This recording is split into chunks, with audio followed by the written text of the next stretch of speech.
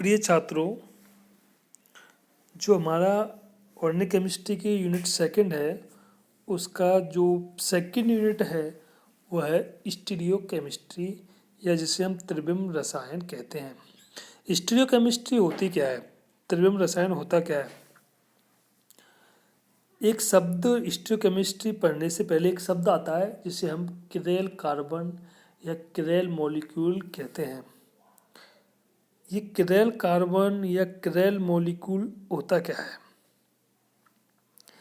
ऐसा कार्बन या ऐसा कार्बन परमाणु जिस पर सभी चारों परमाणु भिन्न भिन्न जुड़े हों, या चारों परमाणु ऐसे हों जो भिन्न भिन्न परमाणु जुड़े हों, तो उस कार्बन को हम किरेल कार्बन कहते हैं और उस मॉलिक्यूल को हम किरेल मॉलिक्यूल कहते हैं। इसका मतलब है, मान लो कोई ये कार्बन है, इस कार्बन पर चार परमाणु ए, बी, सी और डी, चारों परमाणु अलग अलग जुड़े हुए हैं, तो ये जो कार्बन है इस कार्बन को किरेल कार्बन परमाणु कहते हैं।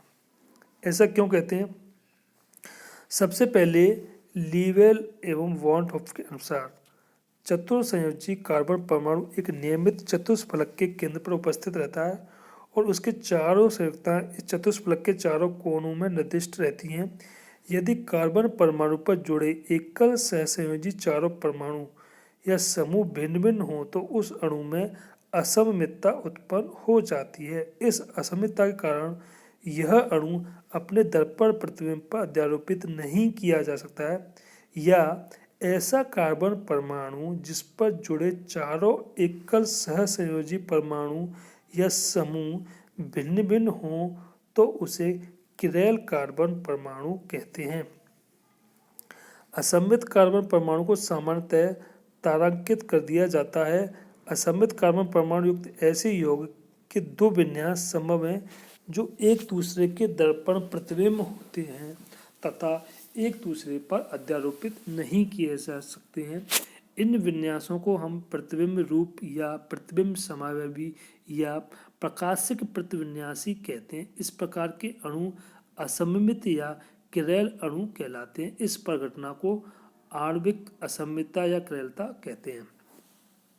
सीधा सीधा मतलब है, किरेल कार्बन का मतलब है ऐसा कार्बन जिस पर सभी चारों परमाणु, जैसे मैंने आपको बताया कोई कार्बन है, इस पर एक ए जुड़ा हुआ है, ये बी जुड़ा हुआ है, एक नीचे सी जुड़ा हुआ है और इधर डी जुड़ा हुआ है।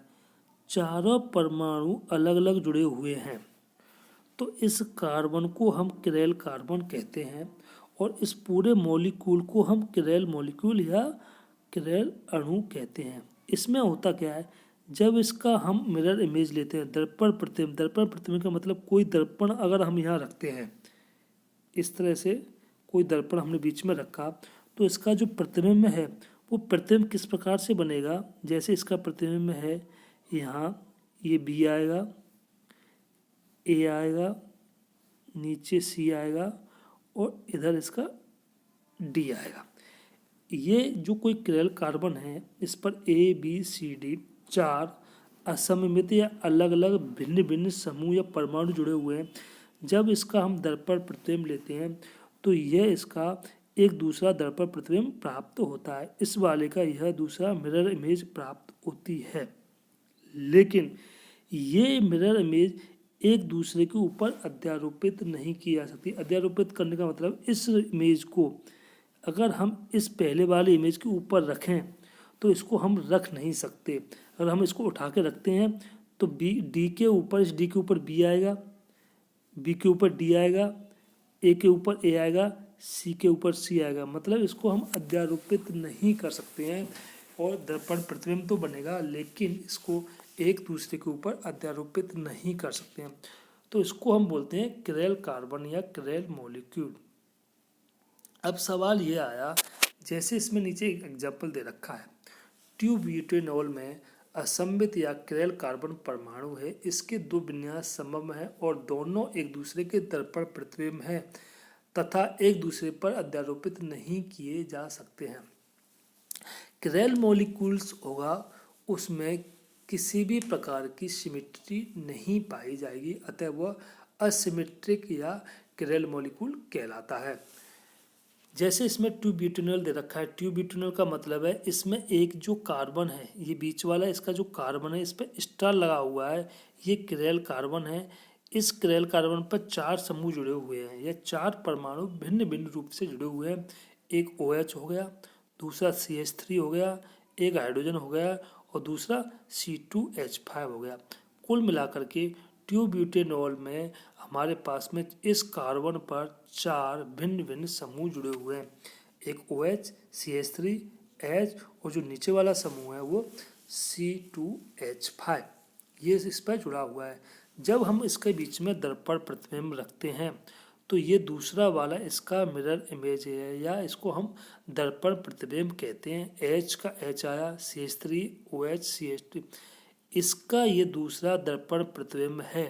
लेकिन इस दूसरे वाले को इस पहले वाले के ऊपर हम अध्यारोपित नहीं कर सकते हैं, मतलब उसके ऊपर इसको नहीं रख सकते हैं। अगर हमने इसके ऊपर अध्यारोपित किया तो OH के ऊपर OH नहीं आएगा, CH3 के ऊपर CH3 आ सकता है, H के ऊपर H नहीं आएगा। कुल मिला के जैसा A है वैसे B का जो दर्पण प्रतिबिंब प्राप्त हुआ उसको हम अध्यारोपित नहीं कर सकते हैं। अब इस अध्यारोपित शब्द को समझने के लिए एक क्रेल शब्द की जो उत्पत्ति है, जो क्रेल शब्द आया है ये ग्रीक शब्द है, एक ग्रीक भाषा का शब्द है जिसका मतलब होता है चेयर या हाथ से हुई है। इसका उपयोग प्रतिबिंब समावियों के वर्णन के लिए किया जाता है क्योंकि वे एक दूसरे इस प्रकार से संबंधित होते हैं। अब इसको समझने के लिए अध्यारोपित, अगर आपकी समझ में अभी तक नहीं आ गया इस अध्यारोपित का मतलब क्या है, तो अध्यारोपित को समझने के लिए जैसा कि इसमें दे रखा है, आपके सामने 2 हैंड हैं, लेफ्ट हैंड और राइट हैंड। अगर हम लेफ्ट हैंड के बीच में एक मिरर रखते हैं, जैसे इसमें आपको जो मिरर दिखाई दे रहा है, आप एकदम सीधे बैठोगे, अपने हाथ को इस तरह लेते हैं जैसा कि ये हाथ है आपका, सेम ये लेफ्ट हैंड आपका आएगा। इस लेफ्ट हैंड के साइड में खड़ा जैसे ये रखा हुआ है मिरर, अगर आप खड़ा हुआ रखते हैं तो आपका इसका मिरर इमेज, यह मिरर इमेज प्राप्त होगा। जो स्मॉल फिंगर है उसके पास में स्मॉल फिंगर आई, उसके बाद दूसरी, तीसरी, चौथी, और जो आपका थम्स है वो थंब इधर है तो इसका थंब इधर है। तो कुल मिला के इस लेफ्ट हैंड का जो दर्पण प्रतिबिंब है वो हमें ये राइट हैंड प्राप्त होता है। बाएं एवं दाएं हाथ के पंजे एक दूसरे के दर्पण प्रतिबिंब हैं। अगर दोनों हाथों को हम सेम रखते हैं, सामने अपने दोनों हाथों को रखते हैं, तो ये मान लो कि इस लेफ्ट हैंड हाथ का राइट हैंड दर्पण प्रतिबिंब है। अगर इसके बीच में हम कोई मिरर, जैसे ये लगा रखा है, ये मिरर रख रखा है, अगर हम मिरर रखते हैं, आप इस चीज़ को प्रैक्टिकली अपने हाथों से कर सकते हैं। अपने हाथों को सामने रखना और हाथों को देखना कि अगर इनके बीच में मिरर रखा जाए, जैसे कि इस डायग्राम में आपको दिख रहे हैं, ठीक उसी प्रकार अपने हाथों को सामने रखना, और इस प्रकार से आप देखेंगे कि अगर हम इन दोनों हाथों के बीच में कोई मिरर खड़ा रखते हैं तो ये दोनों हाथ एक दूसरे के दर्पण प्रतिबिंब हैं। लेकिन दर्पण प्रतिबिंब तो हैं, इस हाथ का यहाँ मिरर रखने पर ये प्रतिबिंब प्राप्त होता है, लेकिन इस इमेज को इसके ऊपर आप अध्यारोपित नहीं कर सकते हैं। अध्यारोपित करने का मतलब है ये जो दर्पण प्रतिबिंब है, अगर इस दर्पण प्रतिबिंब को हम इसके ऊपर रखते हैं तो देखो आप, ये स्मॉल फिंगर है वो थंब की तरफ जाएगी और इसकी जो स्मॉल फिंगर के ऊपर ये थंब आएगा। इसको हम अध्यारोपित करने का मतलब होता है एक हाथ के ऊपर दूसरे हाथ को रखना, चाहे ऊपर से रखो, चाहे नीचे से रखो, चाहे घुमा के रखो, कैसे भी रखो, इसको अध्यारोपित करते हैं। ये नहीं कि आपने दोनों हाथ लिए, दोनों हाथों को इस तरह ताली की तरह चिपका दिया, ये अध्यारोपित नहीं है। अध्यारोपित उसको दर्पण प्रतिबिंब बनाए, उस दर्पण प्रतिबिंब को उसके ऊपर उठा के रखना। जैसे इसमें लेफ्ट हैंड है और राइट हैंड, इस लेफ्ट हैंड को राइट हैंड के ऊपर रखना। अब अगर आप लेफ्ट हैंड के ऊपर राइट हैंड को रखेंगे तो आप देखेंगे कि आपके जो अंगूठे हैं वो उल्टी साइड में होंगे, एक का अंगूठा उस साइड में है तो दूसरे का अंगूठा उस साइड में। फिर आप हाथ को कैसे भी घुमा लीजिए, चाहे ऐसे घुमाओ, कैसे भी घुमाओ, अगर ऐसे घुमाते हो तो फिंगर दूसरी तरफ चली जाती है और उस हाथ की फिंगर दूसरी तरफ चली जाती है। कुल मिला के ये एक दूसरे के ऊपर अध्यारोपित नहीं किए जा सकते हैं। तो ऐसे मॉलिक्यूल को हम किरेल मॉलिक्यूल बोलते हैं। इसके और भी एग्जाम्पल हैं, जैसे मैं आपको बताऊं इसमें किरेल कार्बन, ये आपको हाथ से आपकी समझ में आया है कि नहीं आया है पता नहीं। जैसे इसमें दे रखा है कि बायां व दायां हाथ का पंजा, जब हम हमारे बाएं हाथ के पंजे को दर्पण में देखते हैं तो उसका दर्पण प्रतिबिंब हमारा दाएं हाथ का पंजा दिखाई देता है। जैसा इस डायग्राम में आपको दिखाई दे रहा है, ये आपका लेफ्ट हैंड है, ये आपका राइट हैंड है। अगर दर्पण प्रतिबिंब में देखते हैं तो सेम उसका राइट हैंड दिखाई देता है। परंतु बाएं और दाएं हाथ के पंजे एक दूसरे पर अध्यारोपित नहीं किए जा सकते। अध्यारोपित करने का मतलब इस प्रकार, एक दूसरे के ऊपर रखना। आप अपने हाथों को भी प्रैक्टिकली रख सकते हैं। ये सिर्फ किताब में दिखा रखा है। आपके दो हैंड आपके पास भी है, उन दोनों हाथों को आप एक दूसरे के ऊपर रखेंगे तो वो अध्यारोपित नहीं हो सकते। अध्यारोपित उनका मतलब देखो, इस नीचे वाले हैंड का थंब से इधर अंगूठा इधर है, इसका अंगूठा इधर है। अध्यारोपित का मतलब है कि आपकी छोटी उंगली पे छोटी उंगली, बड़ी उंगली पे बड़ी उंगली और अंगूठे के ऊपर अंगूठा आना चाहिए। इसकी सहज अनुभूति एक हाथ के दस्ताने को दूसरे हाथ में पहनने के प्रयास में असफल रहकर की जा सकती है। ये ठीक उसी प्रकार है जैसे हमारे एक हाथ के जो ग्लव्स हैं, दस्ताने हैं, अगर हमारे लेफ्ट हाथ का जो दस्ताना है उसको हम राइट हाथ में नहीं पहन सकते। क्यों नहीं पहन सकते? क्योंकि उसका जो दस्ताने में जो फिंगर है और जो अंगूठा है वो अलग साइज है। कि सबसे पहले उसमें जो हमारा जैसे जो हाथ आपको दिख रहा है, लेफ्ट हैंड दिख रहा है, इसमें अंगूठा इस साइड में, अगर इस ग्लव्स को हम इस हाथ में पहनेंगे तो पहनने में आएगा ही नहीं वो। क्योंकि ठीक उसी प्रकार से एक दूसरे के दर्पण प्रतिबिंब पर अध्यारोपित नहीं किए जा सकते हैं। यदि दोनों हाथ एक दूसरे पर अध्यारोपित किए जा सकते हों तो एक हाथ का दस्ताना दूसरे हाथ में पहनना संभव हो सकता था। अगर आप अब तक समझ में नहीं आया, जिस प्रकार हम एक ग्लव्स को, एक दस्ताने को दूसरे हाथ में नहीं पहन सकते। क्यों नहीं पहन सकते? क्योंकि हमारे हाथ एक दूसरे के अध्यारोपित नहीं किए जा सकते हैं। अगर अध्यारोपित किए जा सकते थे तो हम एक दूसरे हाथ के दस्तानों को आपस में पहन सकते थे। किरलता को समझने के लिए एक अन्य सामान्य उदाहरण जिनका उपयोग कर सकते हैं उनमें से कुछ है हमारा कान। हमारे कान का हम दर्पण प्रतिबिंब लिया जाए, या जूता। आप जूते आप लीजिए, अपने जूते लीजिए, शूज लीजिए। अगर लेफ्ट हैंड के शूज के साइड में अगर आप मिरर में रखते हैं तो उसका दर्पण प्रतिबिंब ठीक राइट हैंड के जो शूज है उसके समान होगा। आप अपने दोनों जो जूते हैं, लेफ्ट और राइट पैर का जो जूता है, उनको समान बराबर रखिए। अगर हम बीच में दर्पण में रखते हैं, प्रतिबिंब रखते हैं, तो ठीक लेफ्ट साइड के जूते का प्रतिबिंब राइट साइड का जूता होगा। लेकिन अगर हम चाहें कि इस जूते को हम इसके ऊपर अध्यारोपित कर दें, इसके ऊपर रख दें, तो देखना अध्यारोपित नहीं हो पाएगा वो जूता।